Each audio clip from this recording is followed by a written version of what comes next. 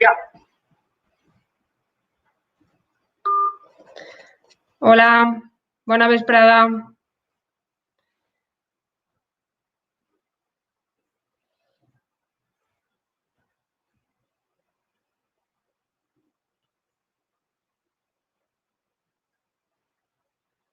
Ja n'hi ha gent?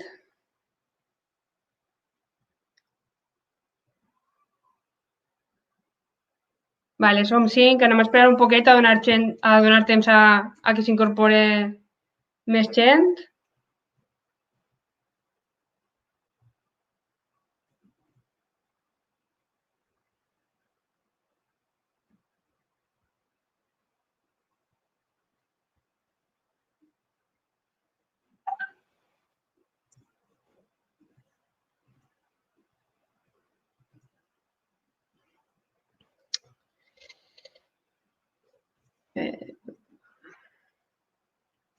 Podeu dir cosetes per el xat, així no sé que esteu dins. Ah, mira, ja està ahí José María, Amparo. No s'escolta, Amparo?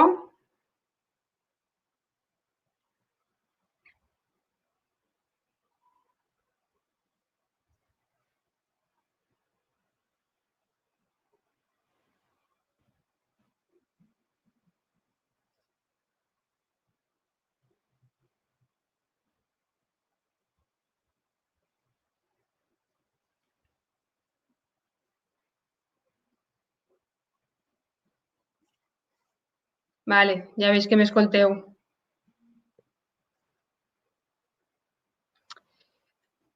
Molt bé, doncs són 3 minutets. Si voleu esperem 2 minutets més. Bueno, ha canviat a 4 minuts. Esperem un poquet i així que entrem més gent. Hola, Yolanda.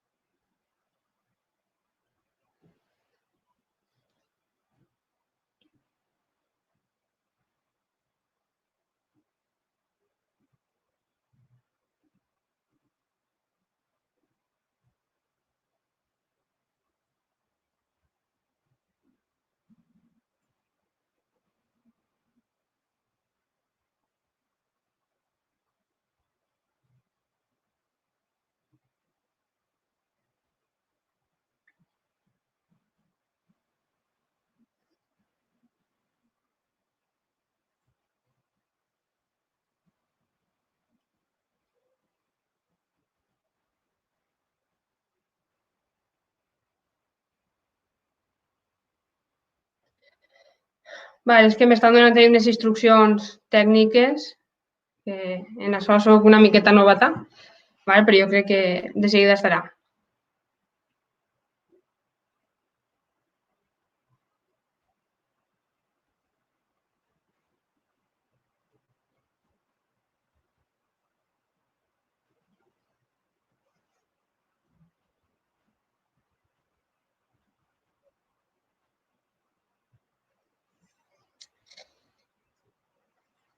Molt bé, doncs, bueno, jo crec que podem anar començant.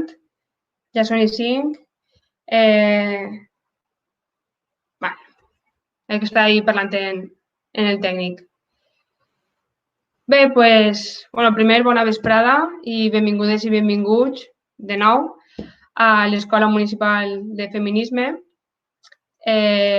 Jo crec que tots em coneixeu ja, però per si de cas, soc Beatrix Sierra, la regidora de Transversalitat i Igualtat de Gènere. I bé, sols volia fer-vos una miqueta d'introducció de la ponent d'avui. Que, bueno, avui contem amb Dolores Vidal Conesa, que ens parlarà de la perspectiva de gènere com a estratègia de promoció de la igualtat al municipi. Val? Dolores, li faig ahir una breu introducció, és de Cartagena, és consultora i formadora de gènere i polítiques d'igualtat i, a més, és especialista en el desenvolupament de plans d'igualtat. I, per sort, des de març, és l'agent d'igualtat del nostre Ajuntament. I, bueno, aprofitem aquesta plataforma perquè la conegueu una miqueta i, sobretot, també per aprendre molt d'ella. i, com ja vos he dit, ens contarà una miqueta sobre què és allò de la perspectiva de gènere i com la podem aplicar al municipi. I per això també la sort de comptar en ella en el nostre Ajuntament. I, bueno, res, espero que la ponència siga molt profitosa i, com ella és la protagonista, vos deixo en ella i si voleu fer alguna pregunta, jo estaré connectada al xat de YouTube i podeu ficar ahí les preguntes i jo li les aniré passant a Dolores sense problema. Val? Qualsevol coseta, aneu dient per el xat i res, a gaudir. Una abraçada. Dolores. Hola, ¿qué tal? Gracias, Beatriz. Vale, voy a ponerme esto. Bueno, pues buenas tardes. Como ha dicho ella, me llamo Dolores Vidal Conesa y estoy encantada de pertenecer ahí al Ayuntamiento de Catarroja desde hace muy poco y la verdad es que a casi todo el mundo lo conozco de manera telemática, pero bueno, está siendo una experiencia interesante, pero además muy gratificante porque pues, por parte de todo el mundo con quien voy contactando, la verdad es que hay un equipo fantástico y estoy viéndolo en un momento en el que están teniendo que dar mucho de sí. O sea, que genial. Nada, yo soy la agente de igualdad, como os decía, desde marzo y estaré en el edificio de bienestar social y nada, dentro de la concejalía de Beatriz. Vale, yo cuando nos presentamos desde los estudios de género, hablamos siguiendo a una autora que se llama Donna Haraway, de que el pensamiento es situado. Entonces, la realidad se puede mirar desde muchos lugares, pero hay que mostrar la perspectiva desde la que cada persona miramos esa realidad, porque el conocimiento siempre va a ser parcial y situado. Y la suma de todas esas miradas es lo que nos acercará un poquito más a la realidad, ¿no? Pues yo estudié filosofía, luego he trabajado por empresa y demás, y desde el año 2009 me dedico en exclusiva a políticas de igualdad, planes de igualdad, formación, pero todo relacionado con políticas de igualdad. Entonces, de la suma supongo que de los estudios de filosofía, pues no sé, algo quedará. También me sirve para interpretar la realidad, el interaccionismo simbólico y, por supuesto, desde los estudios de género, ¿no? Desde el feminismo. El resumen de todo esto podría ser la famosa frase de Simone de Beauvoir, ¿no? De la mujer no nace, se hace, y el hombre también, ¿no? Y entonces, nada, me gustaría profundizar un poquito en esta mirada heterogénea, diversa, y más bien es plantearos una serie de interrogantes o que caminemos de la mano hacia cómo es la manera en que a mí me parece que podemos ir introduciendo algunos de los aspectos. También parto de dos supuestos que tienen mucho que ver con las políticas y con las políticas realizadas desde los organismos públicos y desde los ayuntamientos en concreto. Y uno de mis primeros supuestos es la dignidad humana. Toda persona es portadora de valor. Y otro de los supuestos es que cada vez concibo menos la sociedad democrática sin igualdad de género. Y seguramente tampoco podremos alcanzar la igualdad de género sin democracia, ¿no? Entonces hay una frase que resume un poco la suma de todas estas cosas y que es de María Zambrano hablando en torno a la democracia, y ella dice: una sociedad donde no solo es permitido sino exigido ser persona. Es que tiene mucho que ver con esto de ir haciéndose persona, ¿no? La charla, como os había comentado Beatriz, se llama La perspectiva de género como estrategia de promoción de la igualdad en el municipio. ¿Y por qué este título? Bueno, primero porque estamos en un municipio y hay que desarrollar las políticas desde allí. Segundo, porque hay que hacerlo desde una perspectiva de género y un poco, pues me gustaría charlar con vosotras sobre qué es esto de la perspectiva de género. Y, por supuesto, creo que hay que promocionarlo, pero hay que tener una estrategia para ello. Hay que proyectar un camino, ¿no? Ver qué acciones vamos a encaminar y, sobre todo, qué fin queremos conseguir. Y como dice Marcela Lagarde, la igualdad no nos viene dada, aunque pensemos que sí, en muchos casos la igualdad hay que trabajarla, no nos viene dada nunca. Vale, ¿de qué igualdad hablamos? El concepto de igualdad es tan amplio, como sabéis todos y todas, y le pasa como a otros valores también, como la libertad, pues que el concepto de igualdad es tiene un alcance muy grande. Entonces, y además de que tiene un alcance grande, es que tiene una dualidad, y es que a la vez que a los derechos fundamentales les sirve como base, como sustento de ellos, a la vez también se constituye como el objetivo a alcanzar, ¿no? Esta idea reguladora de hacia dónde queremos ir. Entonces, en esta ambivalencia, en esta dualidad que caracteriza a todos los valores, es donde tenemos que caminar, ¿no?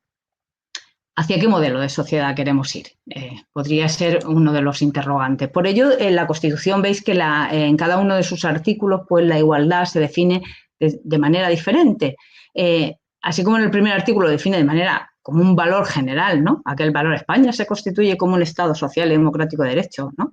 En el artículo 9 habla de la realidad efectiva de las personas y los grupos, y entonces ahí es específicamente donde indica, lo voy a leer porque para que sea exactamente lo que dice, corresponde a los poderes públicos promover las condiciones para que la libertad y la igualdad del individuo y de los grupos en que se integra sean reales y efectivas, remover los obstáculos que impidan o dificulten su plenitud y facilitar la participación de todos los ciudadanos en la vida política, económica, cultural y social.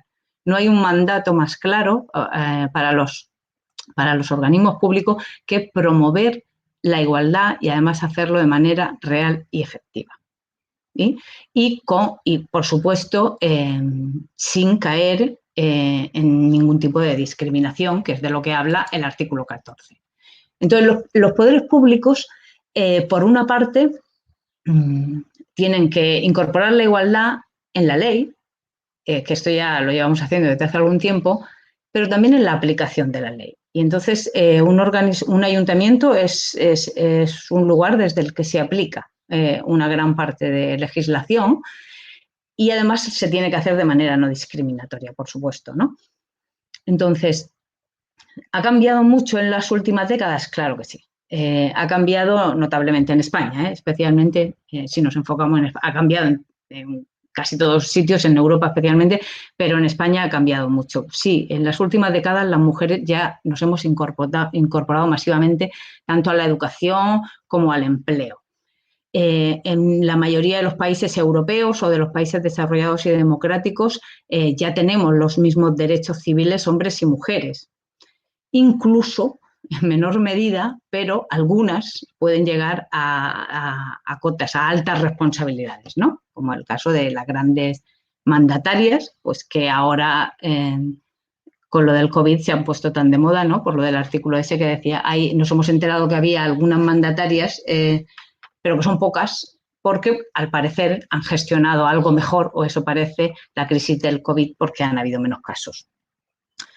Entonces, todas las políticas públicas integran esta capacidad de incidir en la realidad, porque es lo que se quiere conseguir. O sea, la misión es política, queremos cambiar la realidad, ¿no? Esto es evidente. Y podemos hacerlo de tres maneras, ¿no? Carmen Castro habla hay tres niveles de los que se puede hacer: una de manera negativa, otra de manera neutra, que aparentemente no discriminamos, y otra de manera positiva. Entonces, un poco vamos a ver en qué consiste esto y de qué manera se puede hacer. Pero, desde luego, lo que hay que hacerlo es de manera equitativa. Y ahora hablamos. Que quizá una de las palabras claves cuando hablamos de implantar políticas de igualdad, a mí me parece que es uno de los conceptos que más aclara cómo tenemos que hacer esto. Pues, por supuesto, tenemos que hacerlo basándonos en el principio de igualdad, pero también en el de particularidad a cada persona, ¿no? De dar a cada persona lo que necesita y no de una manera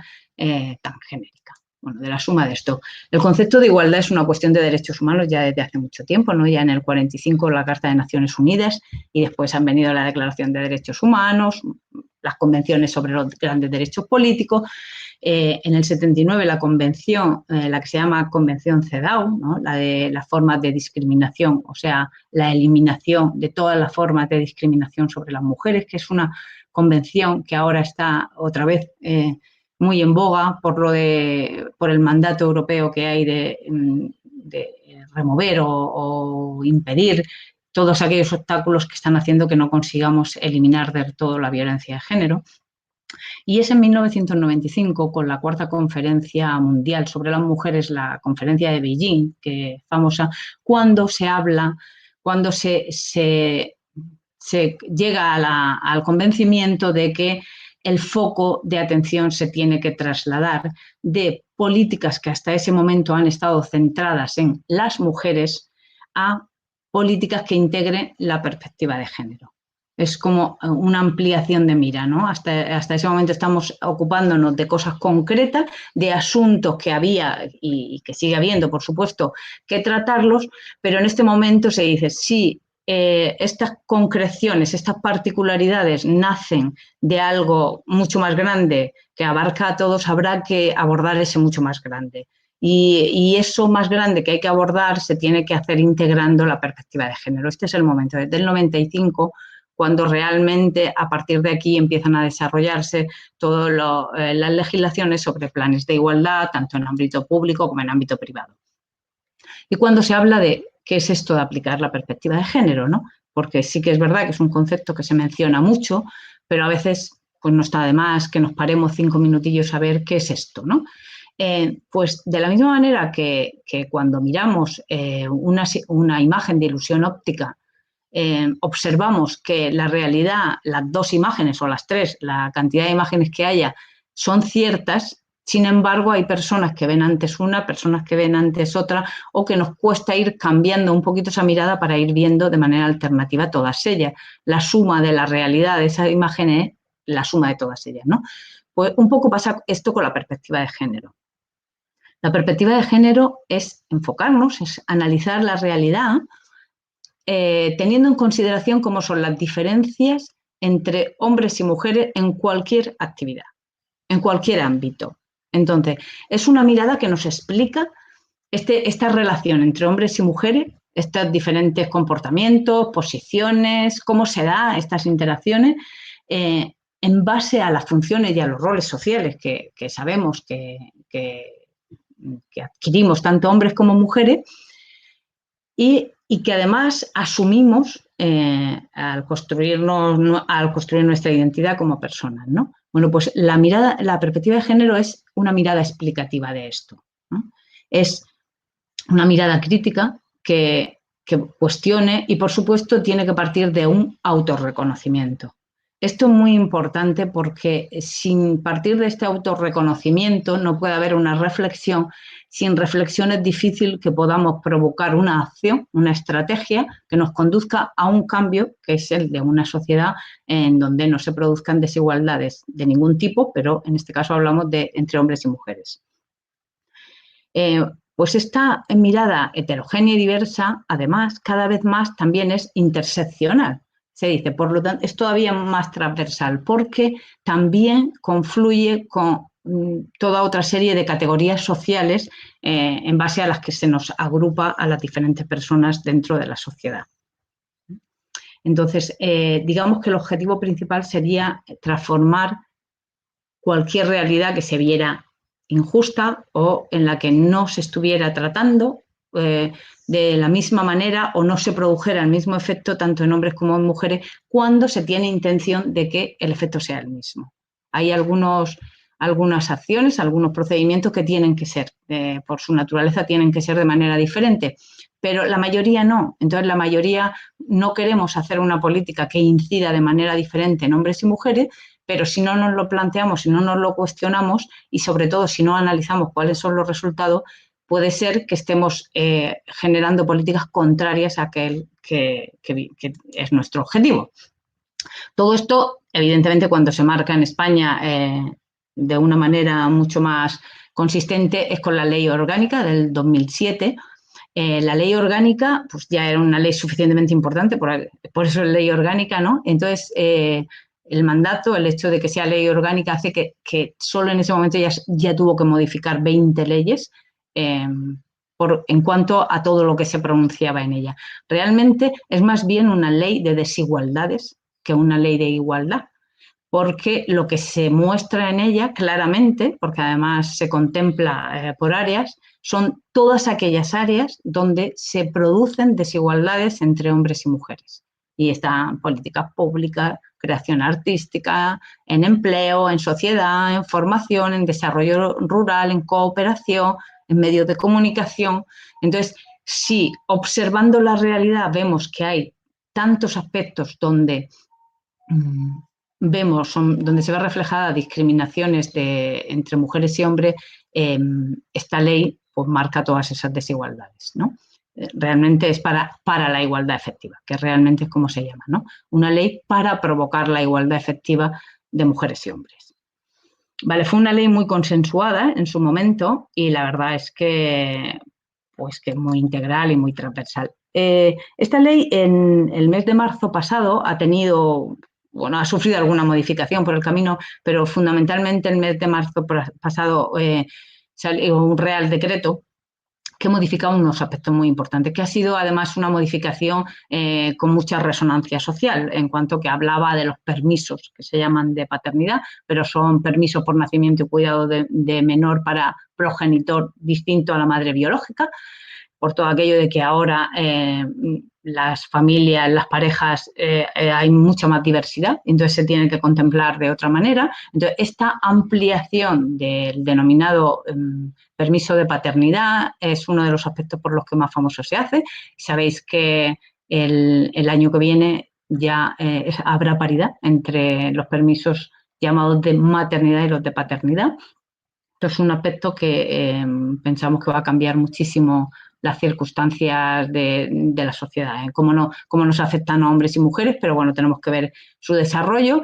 Y otra gran modificación fue el que hasta ese momento las empresas que estaban obligadas eran las empresas de más de 250 personas en plantilla, y esta realmente es un porcentaje muy bajo dentro del panorama empresarial español, por lo tanto no tenía demasiada incidencia, y aún así ni siquiera aquellas empresas que estaban obligadas todas cumplían con la normativa, todas tenían los planes de igualdad efectivos.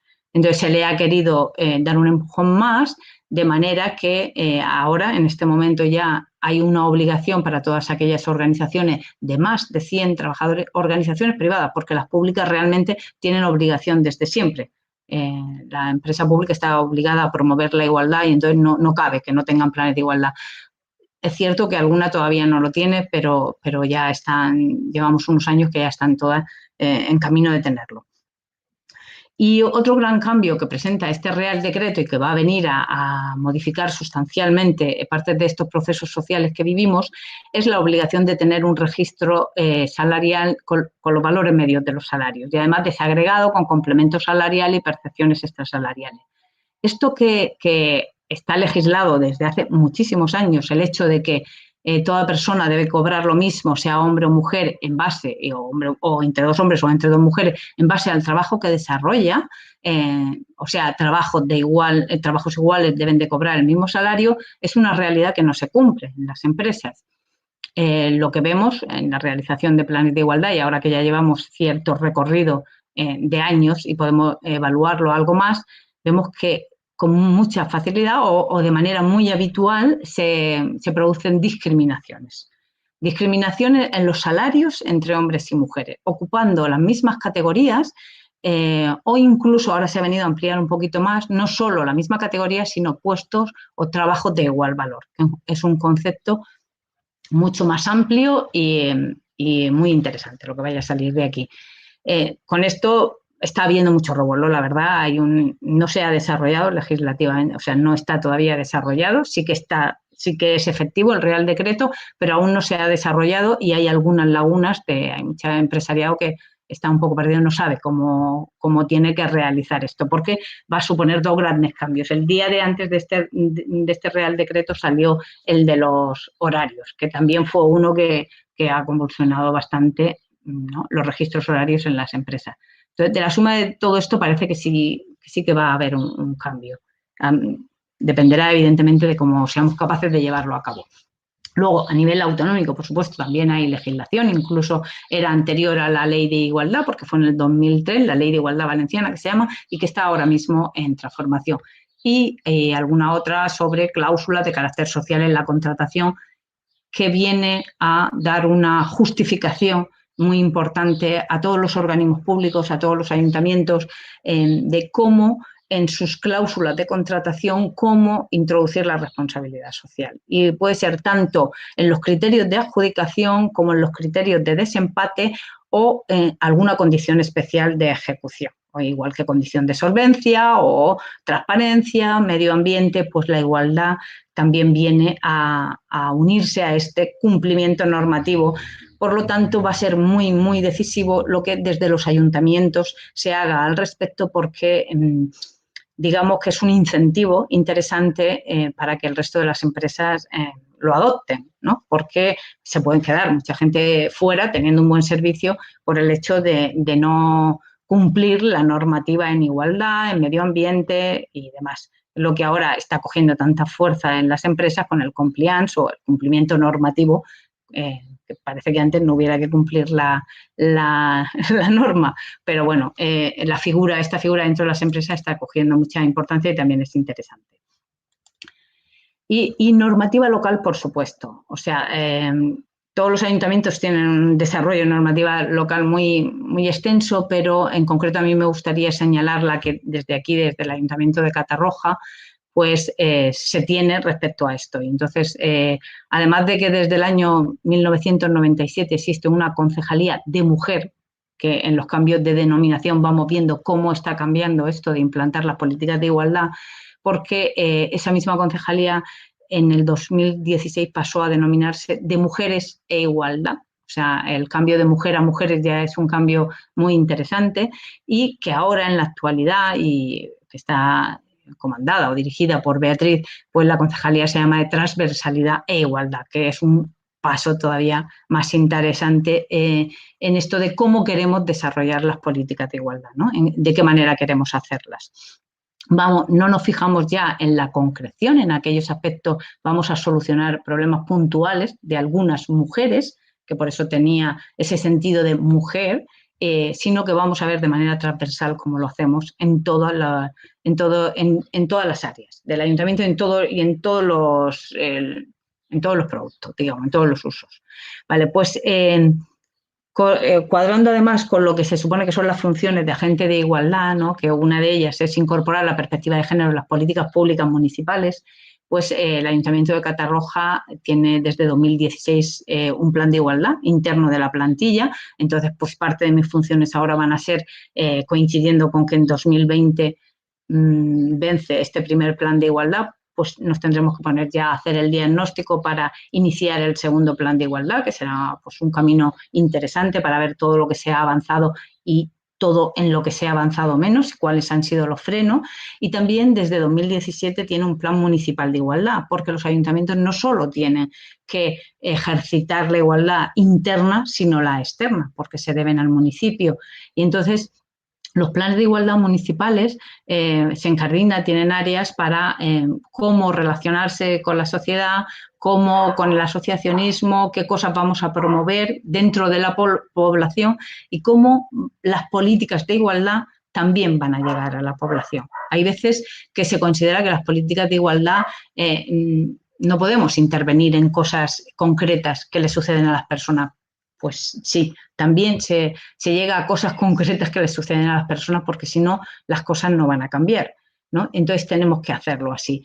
Luego, por ejemplo, en este apartado, en esta primera área, también está el Consell de la Dona, donde recogen a todas las asociaciones de mujeres o secciones dentro de otras asociaciones para escuchar la voz, dinamizar en toda la población qué se puede hacer, cómo revitalizarlo, ¿no? Y parte de esta función también es la información y el asesoramiento a mujeres de la población.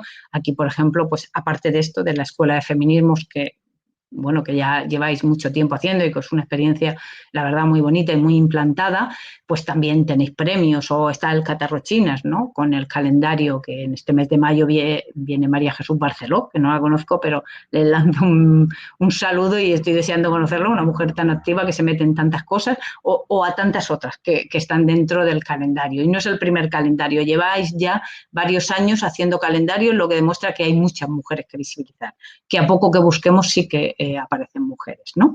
O el Contam Dona, que creo que está ahora mismo a punto de vencerse el plazo ya de admisión de nuevas publicaciones para elegir a aquel cuento o aquella narración o aquella poesía más interesante escrita por mujeres, que también tenemos todavía que seguir haciendo esta visión de ocuparnos de lo concreto, porque si no, no visibilizaríamos nunca. O sea, esta doble visión en lo que consta la estrategia de perspectiva de género. Luego hay otra parte del trabajo de Agente de Igualdad, que es todos los servicios relacionados con la violencia de género en la población. Claro, la primera atención o la derivación, no la atención directa, que esto se carga en otros organismos como policía, Guardia Civil y demás, o el teléfono 24 horas, a quien apoyamos, pero sí la derivación y, por supuesto, la prevención, con colegios, bibliotecas, no solo con centros educativos, también se considera que prevenimos cuando actuamos en centros de mayores, porque también hay violencia de género en personas mayores, o con personas muy jóvenes, porque también hay violencia de género con personas muy jóvenes. Incluso parece que desde el año 2010 que se están tomando datos hasta ahora hay un cierto repunte, en un cierto incremento en la violencia ejercida, ejercida sobre mujeres jóvenes. Y otra de las áreas son los planes de igualdad en empresa. Entonces, una de las funciones también y directamente está relacionada con el mandato de que los organismos públicos deben de ser quienes promuevan, quienes propicien, quienes ayuden, quienes configuren la realidad para que cada vez más empresas vean positivo y además hagan planes de igualdad. ¿Por qué? Porque además ya sabemos, hace unos años era una cuestión casi de fe, porque no teníamos estadísticas al respecto, pero ahora ya sabemos que las empresas más igualitarias son mejores empresas, y son mejores empresas en términos de rentabilidad también. De la misma manera pasa con la sociedad, pero tenemos que ir todavía convenciendo a ese porcentaje de personas que aún no se lo cree, o a ese porcentaje de personas que están tan metidas en su día a día, en su vorágine de 1000 actuaciones que comprendemos perfectamente, y que parece que venir a solicitarles otra cosita más, otra legislación más, ¿no? Pues parece que venimos a marear más que a ayudar, pero no es así. Tenemos que convencer, y tenemos que convencer con números, y esto va a ser otra de las funciones que sé que aquí en el municipio también hay unas empresas potentes que seguro que nos ayudarán a desarrollar todo esto. Entonces, claro, después de este repaso legislativo, a mí me da siempre la sensación cuando lo hago de decir, vale, pero ¿y cómo ha cambiado la vida de la mayoría de las mujeres? Porque no hablamos de unas pocas, de una excepcionalidad de mujeres. Cada vez que comentamos algo, pues en las charlas o en los cursos de formación siempre hay alguien que dice, no, sí, pero oye, existe Merkel, ¿no? Sí que hay dirigente porque existe Merkel, claro, pero ¿cuántas hay? No estamos hablando de individualidades. Tenemos que hablar de mayoría de mujeres. Para que realmente estemos cambiando la sociedad, todos estos cambios tienen que repercutir sobre la mayoría de las mujeres, no sobre un porcentaje pequeño de mujeres. Y cuando vemos esto, cuando nos paramos a ver cómo ha cambiado la vida de la mayoría de las mujeres, pues lo que ahora seguimos viendo, la foto fija, y la verdad es que es terriblemente fija, porque cambia, pero cambia tan despacio que casi que no se aprecia, es que en el mercado laboral la presencia de las mujeres es menor. O sea, la población activa sigue siendo menor por parte de las mujeres que de los hombres. Incluso a las personas, cuando vemos personas inactivas, pero que han trabajado anteriormente, también estamos viendo que el 53% son mujeres frente al 47% de hombres, ¿no? ¿Esto qué quiere decir? Pues quiere decir que si hay mujeres que han trabajado, estaban cualificadas para trabajar y además podían hacerlo, querían hacerlo y es fantástico para la sociedad que lo haga. Sin embargo, por alguna razón, tienen que abandonar este ámbito del trabajo. Y no siempre es una razón elegida, o sí, ahora veremos de qué manera es, hasta qué punto es una razón elegida, libremente elegida, pero la realidad es esta. Y no solo así, sino que en los contratos temporales también están en manos de mujeres. Cuando hablamos de temporalidad en el trabajo, la mayoría son mujeres. Y cuando hablamos de jornadas a tiempo parcial, esto ya no es la mayoría, es la enorme mayoría. El 74% de las jornadas a tiempo parcial está en manos de mujeres.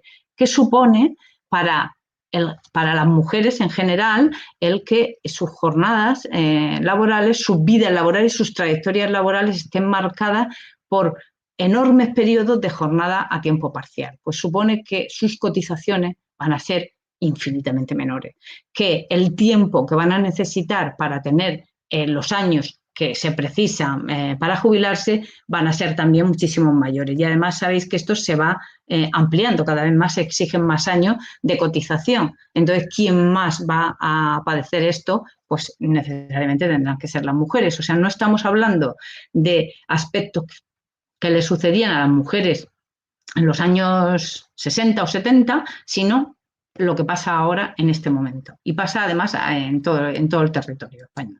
En Catarroja seguro que también. No he visto los datos en concreto, los veré ahora para el diagnóstico, pero seguro que también porque no suele haber muchas alegrías en este tema en ningún sitio que lo miramos.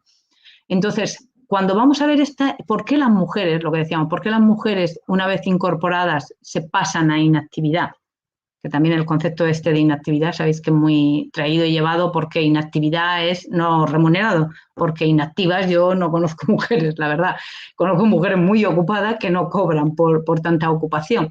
Pues las razones de esa inactividad, si las desglosamos, pues aparte de que puede ser estar formándose o otros conceptos o no querer buscar empleo o tener una enfermedad o una incapacidad, cuando vamos a las otras obligaciones familiares o personales, pues ahí casi no hay hombres. El 18% de la inactividad está en manos de mujeres y el 2% en manos de hombres. Entonces, la inactividad por obligaciones familiares, lo que se llama la inactividad por cuidados, es terriblemente femenina, ¿no? Todo esto está provocando una brecha de género, tanto en la tasa como en la calidad del empleo, y además choca mucho porque esto es a la vez que el nivel formativo es mucho mayor el de las mujeres que el de los hombres. Entonces, si vemos en los periodos formativos de enseñanza obligatoria, pues esto es lo que es obligatoria, ¿no? Pero a medida que deja de ser obligatoria, en todos los tramos educativos hay mayoría de mujeres. Incluso a medida que vamos subiendo de tramo educativo hasta la educación superior, que ya el 60% de media del alumnado son mujeres. Esto no es una idea buena. O sea, quiero decir, no es nada para tirar cohetes. Quiere decir que las mujeres estamos más formadas, pero también quiere decir que los hombres están menos formados. Entonces, esto también va a transformar la sociedad, será algo que habrá que ir analizando, ¿no? Entonces, digamos que nos encontramos en el momento que las mujeres tienen peores trabajos, peor pagados, pero están más formadas. Y si están más formadas, pues digo yo que estarán más cualificadas y podrán desempeñar mejor su trabajo. Entonces, no hay ninguna explicación que diga por qué. Aparte de que esto no es nada rentable para los organismos públicos, que son los encargados de sufragar la mayor parte de la educación de las personas o de las familias, en caso de que quieran hacerlo por la vía de lo privado, ¿no?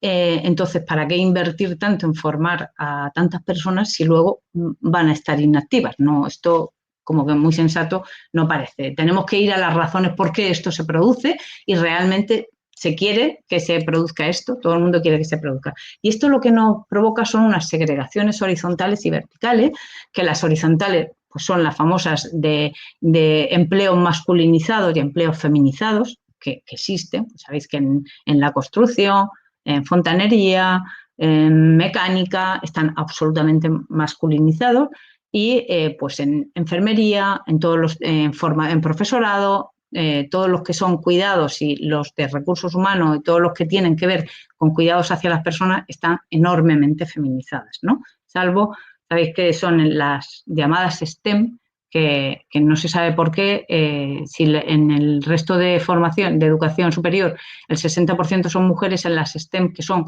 ciencias, ingeniería y matemáticas, las mujeres no llegan ni al 30%. Y además, si hurgamos en los últimos años, ha habido aún un desfase un poquito mayor. O sea, digamos, en los años 80 había más mujeres estudiando ingeniería o estudiando que ahora, ¿no? Que estudiando cualquiera de estas carreras. Salvo arquitectura. Arquitectura ya se ha salido, no está enormemente, o sea, ya ha subido por encima de esos valores. Y la brecha vertical, que es la tan mencionada a nivel europeo, y es donde a España se nos pone tres grandes retos de manera especial frente al resto de los países, y uno son las mujeres en los puestos de poder. O sea, no estamos bien, el resto de Europa tampoco, pero aquí en España no estamos bien en esto, no estamos bien en conciliación, que ahora le llamamos corresponsabilidad, ahora vemos por qué, y no estamos bien en violencia de género. Entonces, digamos que son tres grandes retos, ¿no? Pues en esto de que habréis oído denominar del techo de cristal, de a ver por qué las mujeres estando preparadas, llevando suficientes años en las carreras profesionales, porque no estamos hablando de que acabemos de llegar, sin embargo, hay algunos puestos de posiciones de poder muy altos, como se puede ver en los consejos de las empresas que pertenecen al IBEX 35, o incluso en los partidos políticos, porque tampoco hay mujeres representantes de partidos políticos a nivel nacional. Ahora hay una, ¿no? La de Ciudadanos, pero hace nada, un mes. Y antes de ella hubo otra, la de UPyD, pero no han habido más.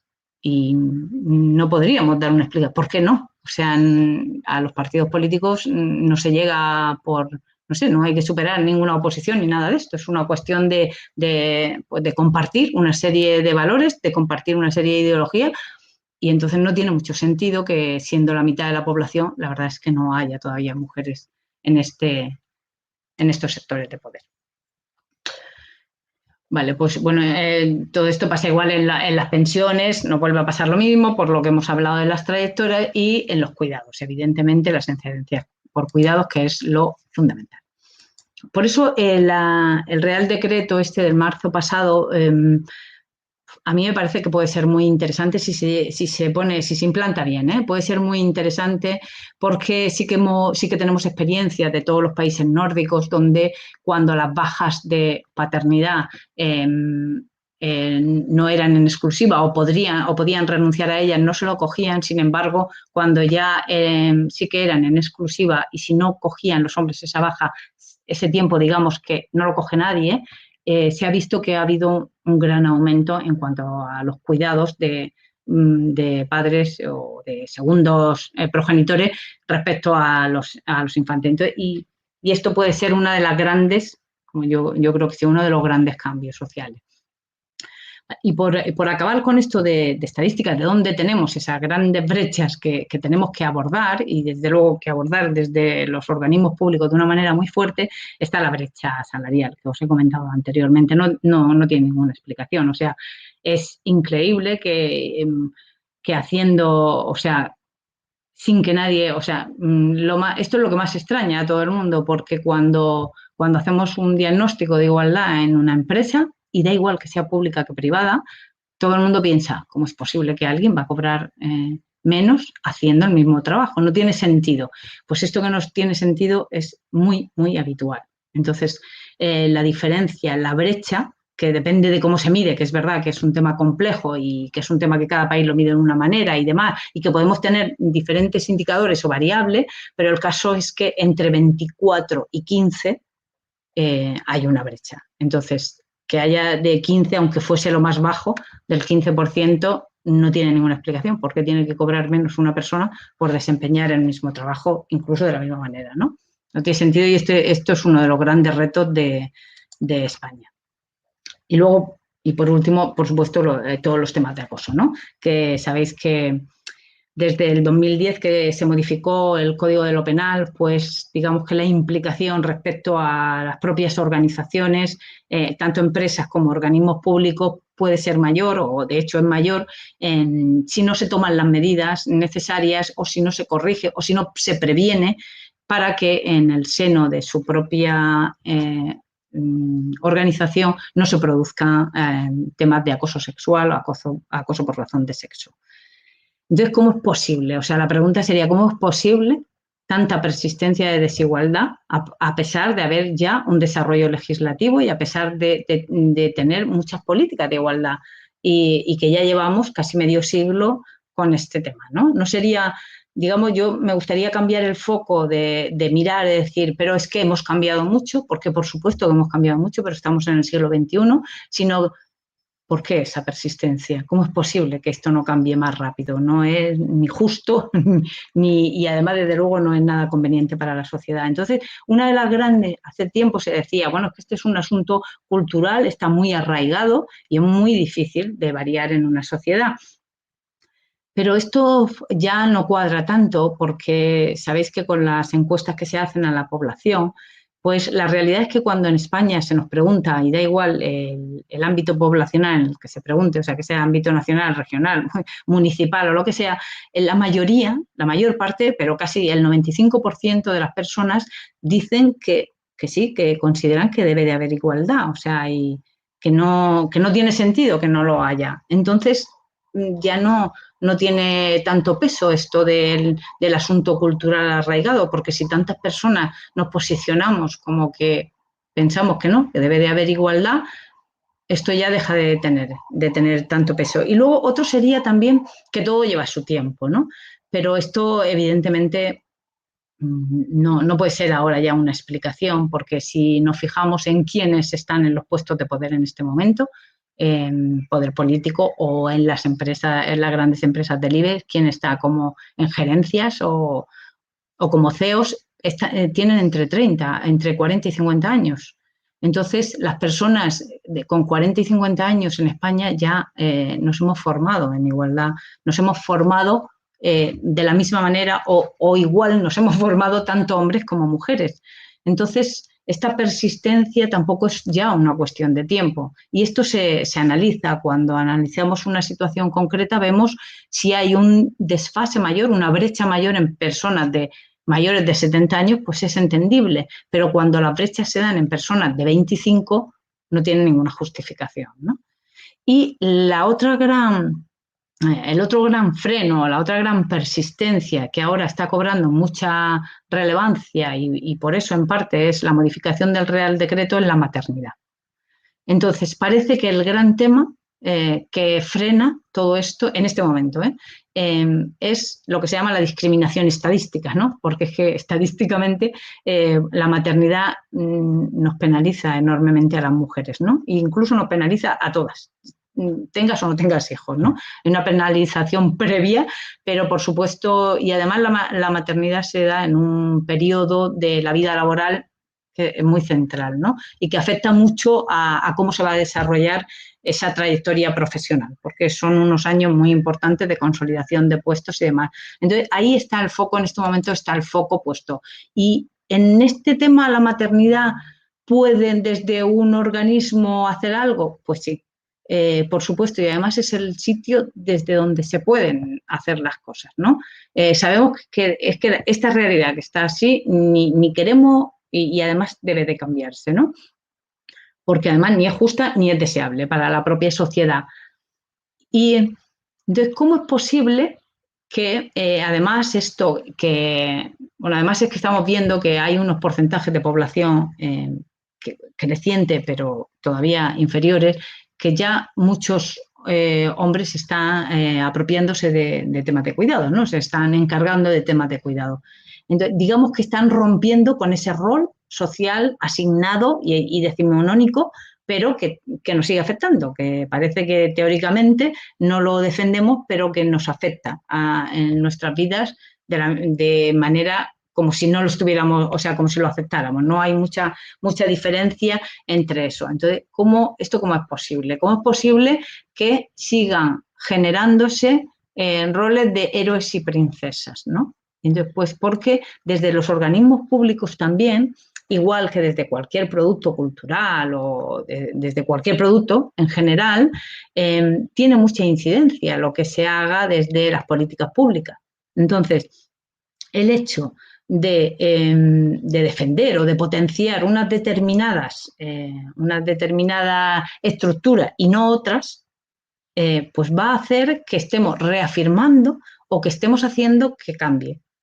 Digamos, aunque en teoría queremos la igualdad, muchas veces tenemos políticas públicas que lo que están haciendo es anclarnos a roles del pasado. Entonces, esto no tiene mucho sentido porque lo que hace es que ni la sociedad lo está viviendo bien, ni es lo que queremos, ni las mujeres ni los hombres, ¿no? Y le está perjudicando enormemente a la sociedad. Entonces, todo esto, ¿por qué? ¿No? ¿Por qué una persona, aunque haya pensado ya que esto tiene que ser de otra manera, sin embargo, si no lo meditamos, y por esto era lo que os decía antes de la reflexión esa profunda y previa a un cambio o a la elección de una estrategia dentro de una política pública, es decir, si no pensamos lo que estamos haciendo, y las consecuencias de lo que estamos haciendo, difícilmente nos podremos dar cuenta de si estamos más cerca o más lejos del objetivo que nos hemos planteado en términos de igualdad, o en cualquier otro término también, ¿no? Digamos, queremos conseguir un objetivo, para ello nos planteamos una estrategia, pues esa estrategia, ese camino, tenemos que analizar si haciendo lo que estamos haciendo vamos a estar afianzando lo anterior o estaremos favoreciendo el objetivo nuevo que queremos alcanzar.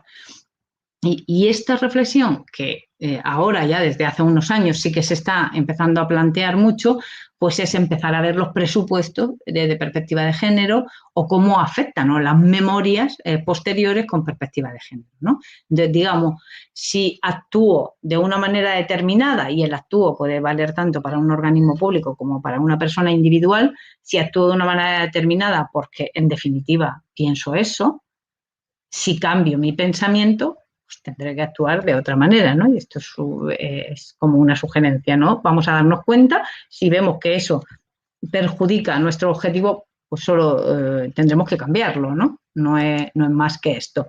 Entonces, digamos que la dificultad no es comprender nuevas ideas. Yo cuando vamos por los centros escolares, pero cuando vamos también por los centros de cualquier tipo de formación, de personas profesionales de cualquier tipo, yo no veo que a las personas les cueste captar estas ideas. Por eso es verdad que se tiene que hacer sensibilización, pero es que esta sensibilización ya creo que todo el mundo es muy receptivo. No hay tanto que comprender nuevas ideas que se comprenden desde lo racional, sino que hay que rehuir de las viejas. Entonces, claro, tú puedes comprender nuevas ideas, pero si no las llevas a la práctica cambiando las actitudes anteriores, que muchas veces no son totalmente adoptadas racionalmente, sino que te vienen heredadas de manera social, familiar o como quieras, no vamos a avanzar, ¿no? Tenemos que empezar a rehuir esas viejas actitudes, ¿no? Entonces, las políticas para la igualdad, esto es como lo importante, o sea, digamos, hemos hecho políticas de igualdad, ya es hora de que empecemos a hacer políticas para la igualdad, porque realmente la igualdad no está. Tenemos que hacer aquellas políticas que nos encaminen a la igualdad, ¿no? Pues estas políticas para la igualdad están directamente relacionadas con el conocimiento. La única manera, de la misma forma que la única manera de que cambiemos nuestras actitudes o nuestras creencias machistas o valores del pasado es deconstruyendo nuestra propia creencia, de la misma manera pasa con una organización pública o privada. Hay que deshacer esas creencias machistas o de valores que ya no pertenecen a este momento social para adoptar unas nuevas. Y en la medida en que esta deconstrucción se haga de manera pausada, de manera meditada, pero sobre todo de manera sincera, seguro que no queda otra que cambiar la sociedad, porque si esto no nos gusta y vamos hacia allí, vamos a tener que entablar, o por lo menos tendremos que dar una serie de explicaciones, ¿no? Tendremos que justificar por qué no estoy haciendo esto. Un poco este es el cambio de mirada, ¿no? No justificar, bueno, estoy haciendo, todo el mundo hace esto, yo sigo haciendo esto, sino yo por qué no tengo una empresa más igualitaria, por qué mis políticas no contemplan ya la perspectiva de género.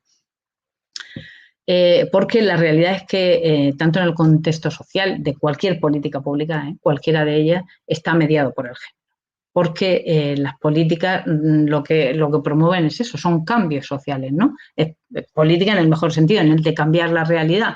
Entonces, todo lo que hagamos está mediado por el género, porque en definitiva todas las políticas públicas son ofrecimientos, actuaciones que se hacen a la sociedad, y la sociedad, de manera así muy genérica, la constituimos hombres y mujeres, ¿no? Transversalizado con muchísima otra serie de conceptos, pero la sociedad la conformamos esto. Entonces, en todas cabe esa mirada de género, ¿no? ¿Cómo está afectando esto? ¿Cómo esta política está afectando a mujeres? ¿Por qué? Quiero que sea así. Si mi objetivo es este, voy a seguir haciendo lo mismo. ¿Qué tengo que hacer para que, aunque inicialmente me parezca que es esto lo que tengo que actuar, hay que darle un giro? Un poco sería esto. Y esto es actuar con perspectiva de género, ¿no? Vamos a pensar esto, ¿no?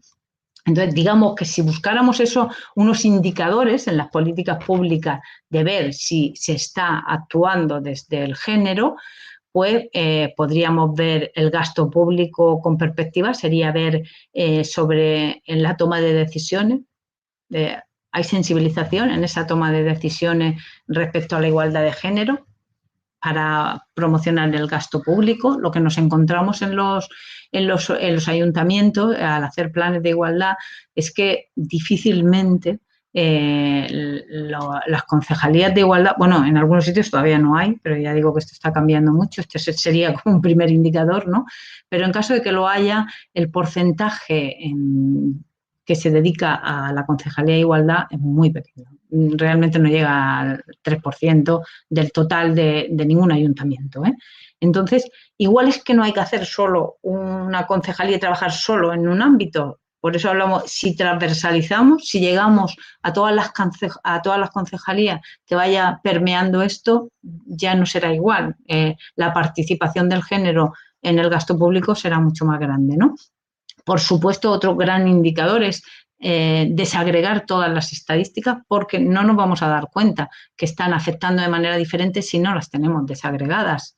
Esto es así, cuando te pones a llamar, pues, no sé, ahora en estos días del COVID, que han tenido una idea fantástica de servicios sociales, y es de llamar a todas las personas mayores de 65 años que se presupone que deben de estar solas y que pueden tener alguna problemática más, pues lo que nos encontramos ahí es que mayoritariamente son mujeres.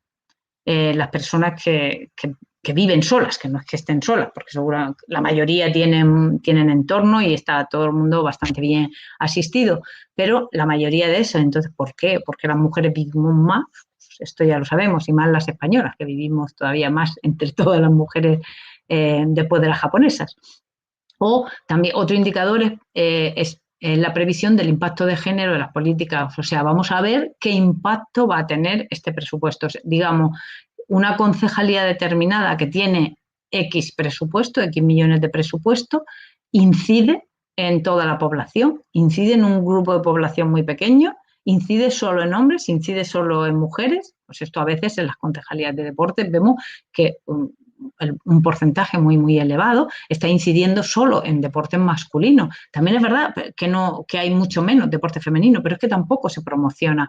Y desde un organismo público se tiene que dar esta promoción, ¿no? Una cosa es que a las personas no nos nazca, digamos, de manera natural por la sociedad, ¿no? Como hemos aprendido socialmente, pero el organismo público tiene que promoverlo, porque además el deporte es salud y la salud habrá que reportarla tanto a hombres como a mujeres, ¿no? Otro de los indicadores serían los organismos y las infraestructuras que hay para la igualdad, ¿no? ¿Qué es esto? Pues hay concejalías, hay agentes de igualdad, hay promotoras de igualdad, hay... ¿Qué mantiene esto, ¿no? ¿Cuántas personas de alguna manera qué compromiso tiene esta población por la igualdad de género cuando doto en personas o en recursos para que se puedan llevar adelante esas políticas? Porque muchas veces tienes una idea fantástica, pero si no la dotas no va a llegar a ningún sitio, pues el compromiso se puede cuestionar de alguna manera, ¿no? Y luego, otro de los grandes indicadores es ver la participación equilibrada paritaria en todos los procesos de decisión de políticas públicas. Este está algo más solventado porque sabéis que la legislación en cuanto a partidos políticos en España se modificó a raíz de la Ley de Igualdad y entonces tiene que haber paridad.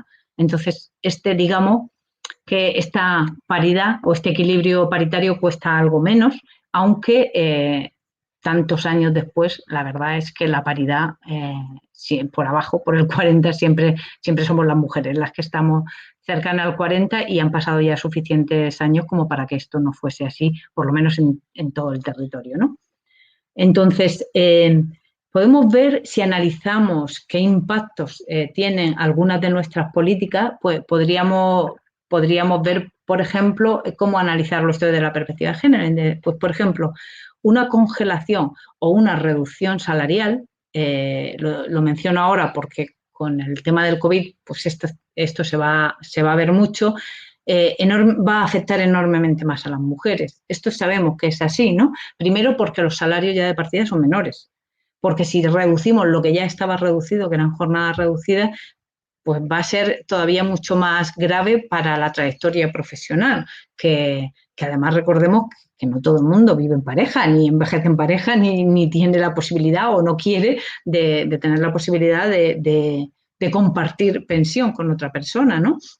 Entonces, esto va a ser, y una de las cosas por las que va a ser así más es porque si seguimos atribuyendo todos los cuidados a las mujeres, y las mujeres nos las seguimos atribuyendo, no es que nadie nos venga a decir que tenemos que cuidar, la socialización diferenciada de género es eso, es que las propias mujeres también este mandato lo interiorizamos y lo defendemos como nuestro.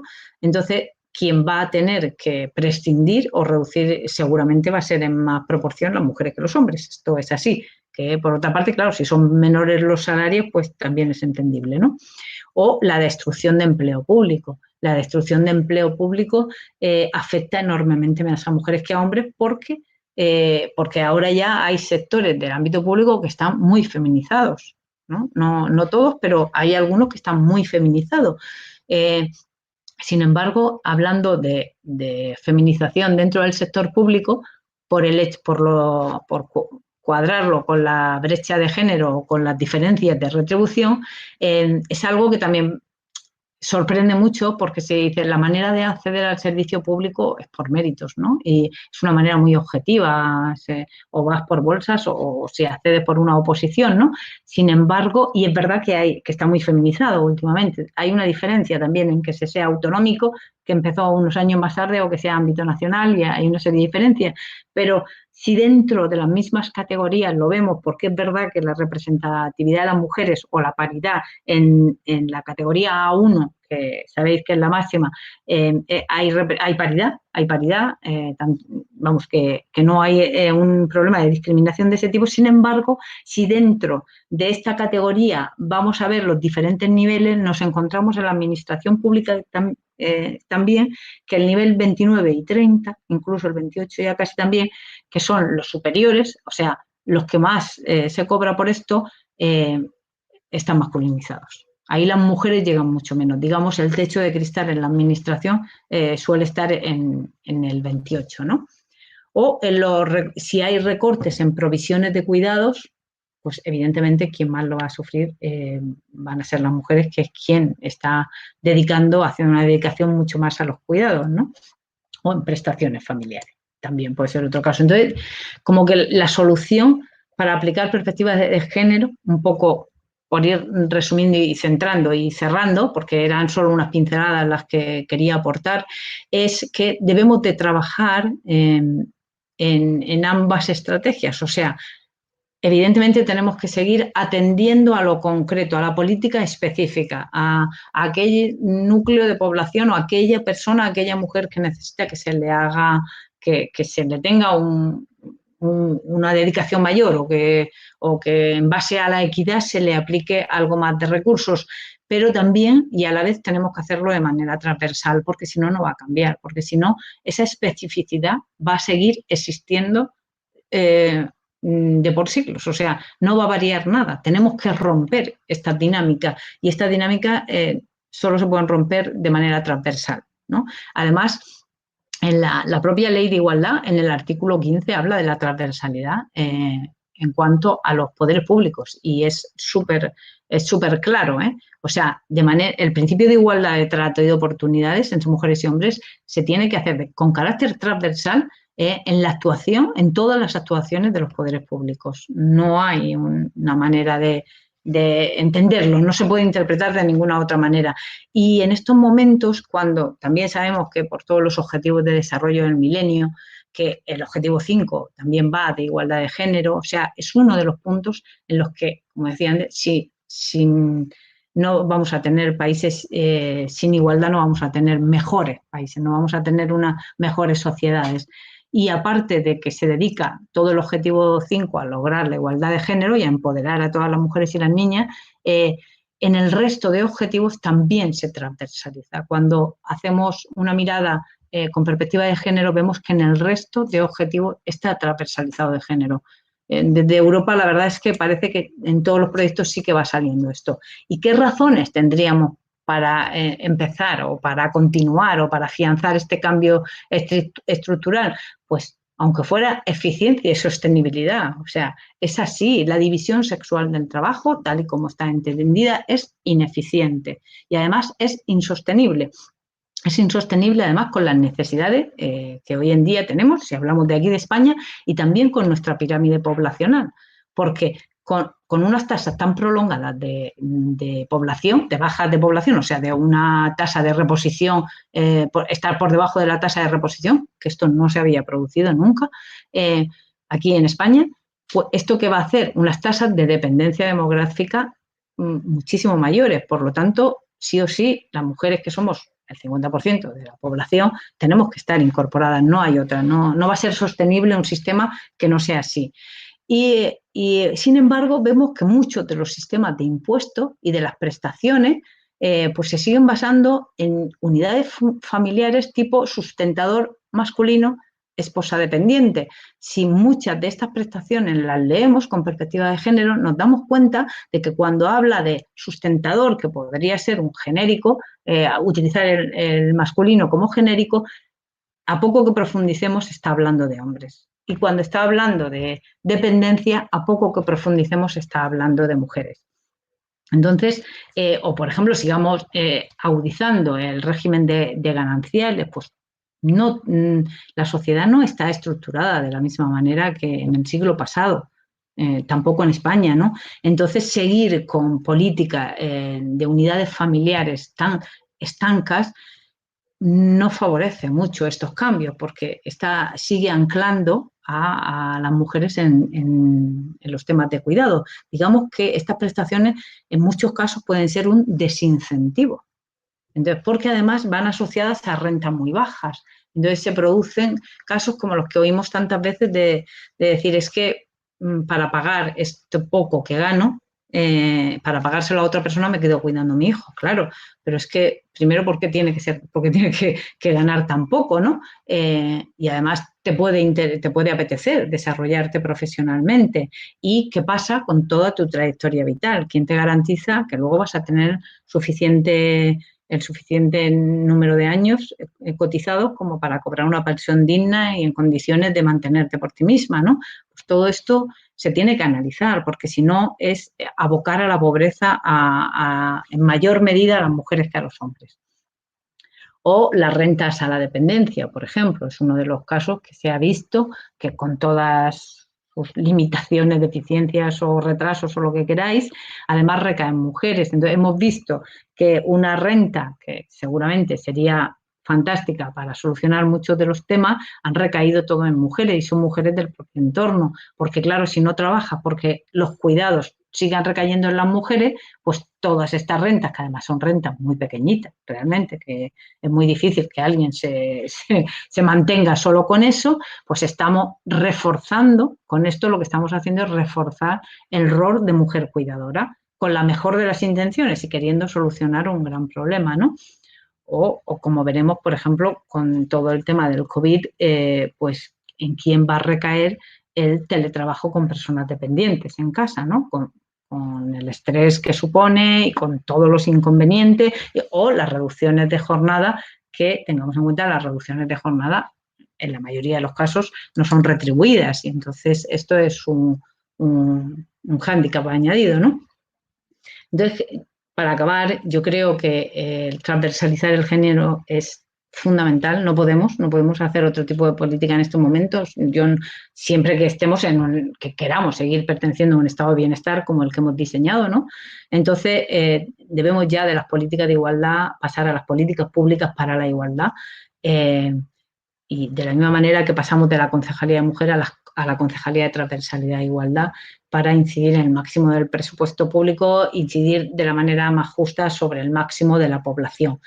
Y ya tenemos muchos ejemplos de organismos que lo hacen bien y de manera muy eficiente. Y estas eran las pinceladas que yo quería aportaros. No sé si os habéis aburrido, porque no sé siquiera si estáis, que no veo nada, pero vamos, que cualquier cosa que queráis que comentemos, dudas, y ahora o nos escribís a Igualdad o lo que queráis. ¿Qué tal, Bea? Bien. Pues bueno, gracias Dolores. Madre mía, qué abanico de información nos has puesto aquí encima. Bueno, nos convide a qui està d'espectador en el chat del YouTube que si teniu alguna pregunta que fer-li a Dolores és el moment. Mira. Bueno, Amparo Muñoz te felicita. Dice que una magnífica clase. Vale. Gràcies, Amparo. Bueno, si teniu alguna pregunta, aneu fent. Anem a esperar un poquet per si esteu escrivint. Bueno, jo per fer un poquet de resum o el que es fa com a regidora de la ponència de Dolores és sobretot el tema que parla de la transversalitat i de com aplicar aquesta transversalitat als pressupostos municipals. Perquè, bueno, crec que en Catarroja sí que l'equip de govern té aquesta intenció des de ja fa molt de temps, però bueno, sempre és difícil aplicar aquesta perspectiva que comentem a totes les regidories i a tot el pressupost que és, bueno, mitjanament gran el que tenim i sí que és possible que ens faci falta aquesta anàlisi més detallada de on van els diners públics i si ho fem en aquesta perspectiva de gènere o no. La intenció sí que és de fer-ho i bueno, ara contem amb tu per a que li pegues aquest diagnòstic. Se me fa molt... Hay que decir, Bea, que vamos, no dudo para nada de la intención y de hecho la verdad es que veo desde que llegué muchas muestras de que es así y muestras diferentes respecto a otros sitios, en positivo, por supuesto.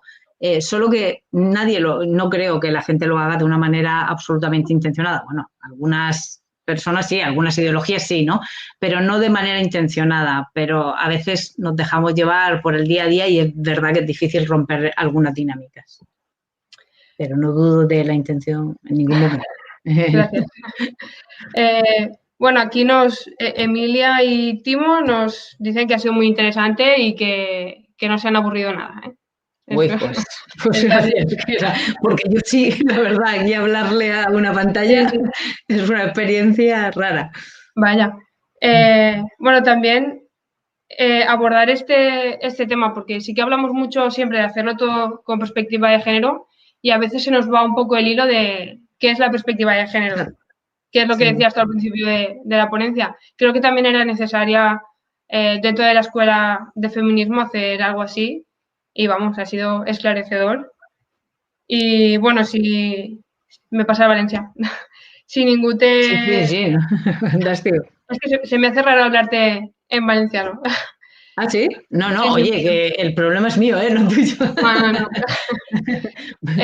Això, si ningú té cap pregunta, com ha dit Dolores, tenim el correu de igualtat, és igualtat? Sí, igualtat@catarroja.es i ahí podeu escriure qualsevol dubte o si necessiteu alguna informació de temes d'igualtat a nivell municipal, podeu escriure ahí i si no n'hi ha res més a dir, jo crec que Nacho ara ens desconnectarà la sessió, perquè no li ho he dit.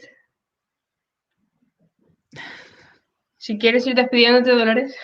Pues nada, oye, muchas gracias, que eso, que espero no haberos aburrido mucho y espero conoceros en persona en breve, porque, vamos, las cosas son mucho más ágiles y el debate, pues, evidentemente, mucho más enriquecedor. Entonces, nada, a ver si no pasa ya demasiado tiempo y pueda ir pasándome por todos los núcleos de población y ir conociendo pues, a gente tan activa, porque la verdad es que Catarroja es activa, ¿eh? Vaya, mucho, mucho. Sí, sí. No lo sabes bien. Pues res, jo ja sols dir que moltes gràcies a tots els que heu seguit la ponència, com no gràcies a Dolores per preparar-se i il·lustrar-nos en la seva saviesa. I com no, també gràcies a l'equip de comunicació que està sempre reinventant-se i al final així tot rodat. I que esteu atentes i atents al canal. Espera, que tenim una pregunta.